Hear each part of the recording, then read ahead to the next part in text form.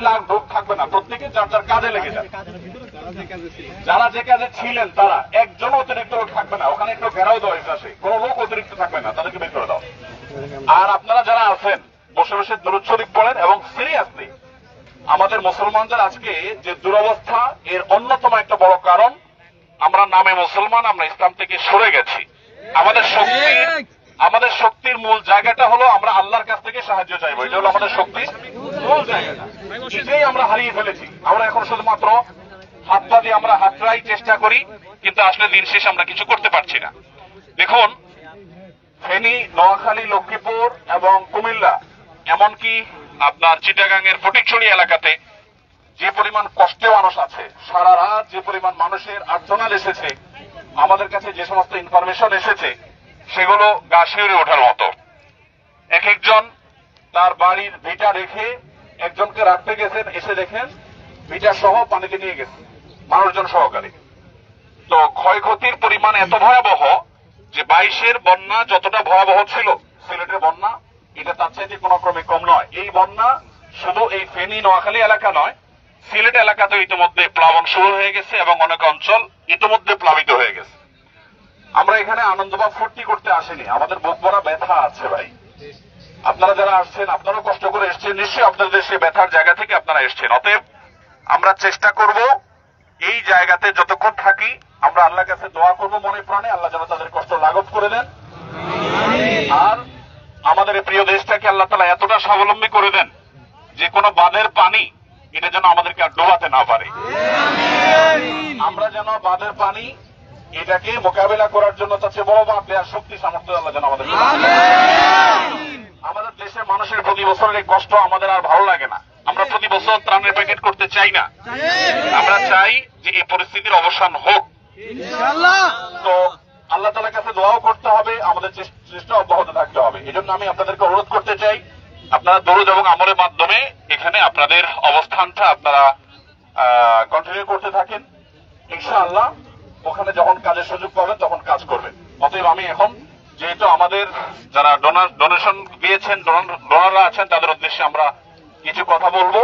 অতএব এই টাইমটাতে আপনারা যদি সহযোগিতা না করেন তাহলে বদনামিটা আপনার ব্যক্তির হবে না, বদনামিটা হবে আসন্ন ফাউন্ডেশনের। মানুষ দেখবে যে বিশৃঙ্খলাটা আসন্ন ফাউন্ডেশন এখানে হচ্ছে। আপনি এখন আসন্ন ফাউন্ডেশনের পরিবারের সদস্য, এই জন্য মেহরবানি করে লাইভ শেষ হওয়া পর্যন্ত সবাই বসবেন, কেউ দাঁড়াবেন না। লাইভ শেষ হয়ে গেলে আমি এসে আপনাদেরকে বলবো আপনারা দাঁড়ান, নাড়ে থাকবেন, কিন্তু তারা এখন কোনো আওয়াজ দেওয়া যাবে না, সবাই চুপচাপ বসতে হবে। এরপর তো ইনশাআল্লাহ। কিন্তু এখন যারা দাঁড়ায় এখন তাদের কি হবে? আয়নাগরে যেতে চাচ্ছেন ভাই? আয়নাগরে যেতে না চাইলে বসেন ভাই, বসেন।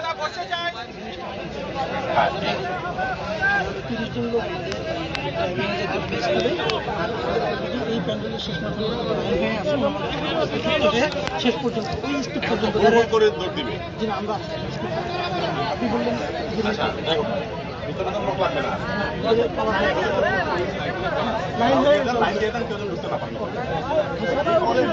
আপনি বললেন লাইন ধরার কথা ভাই। এক মিনিট একটু বসেন, একটু বসেন। এই সাইড থেকে যারা এই সাইডে আছেন আপনারা একটু দাঁড়ায় ওই সাইডে যান, আনুমানিক 50-60 জন, 100 জন। আপনারা ওই দিক থেকে না তো, এই এক সাইড থেকে যান। হ্যাঁ, এক সাইড থেকে যান, এক সাইড থেকে যান, যান এই বরাবর সবাই চলে যান। ভাই আপনি উঠে যান, আপনি উঠেন। হ্যাঁ, এই লাইনটা আরো লাগবে না, আরো লাগবে তো। সোজা সোজা এই বরাবর সোজা যারা আছেন তারা, তানভীর সোজা যারা আছে দেখে নিয়ে না উঠে গেল। আচ্ছা, আমাদের ড্রাইভিং স্কুলের শেড আছে, আপনারা জানেন আসন্না ফাউন্ডেশনের বেশিরভাগ কার্যক্রম তরুণদেরকে ঘিরে, আপনারা জানেন সেটা। আসন্না ফাউন্ডেশনের যত কার্যক্রম আছে এর বেশিরভাগই হলো তরুণদের জন্য।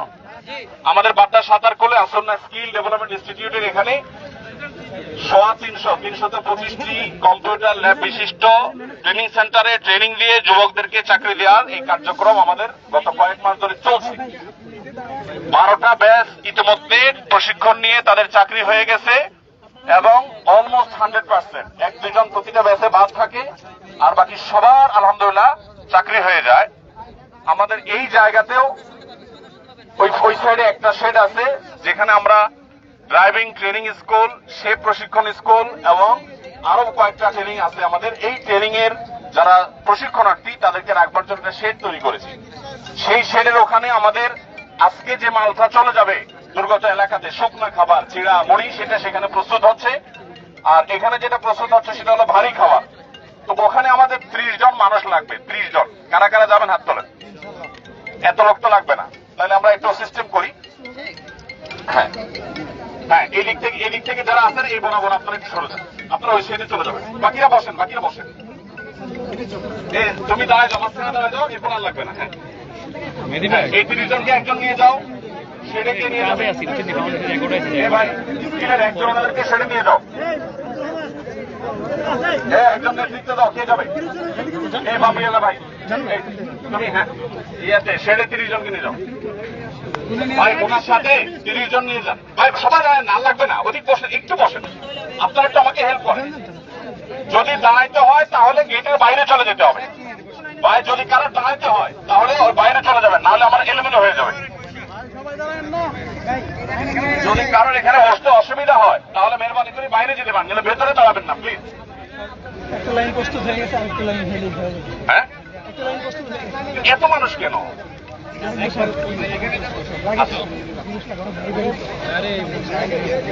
আরেকটা লাইন শেষ হবে। এই পাশ থেকে সবাই এই লাইনে দাঁড় করে দিলি কেন 2 লাইন লাগবে নাকি?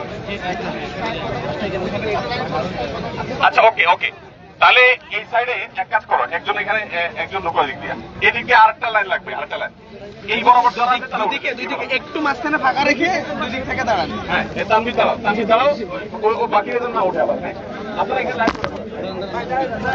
এখানে লাইন করে ফেলান, সিরিয়াল করে ফেলান। এই লাইনটার মতো আপনারা সোজা ওদিকে লাইন করে ফেলান। ভাই ওঠেন।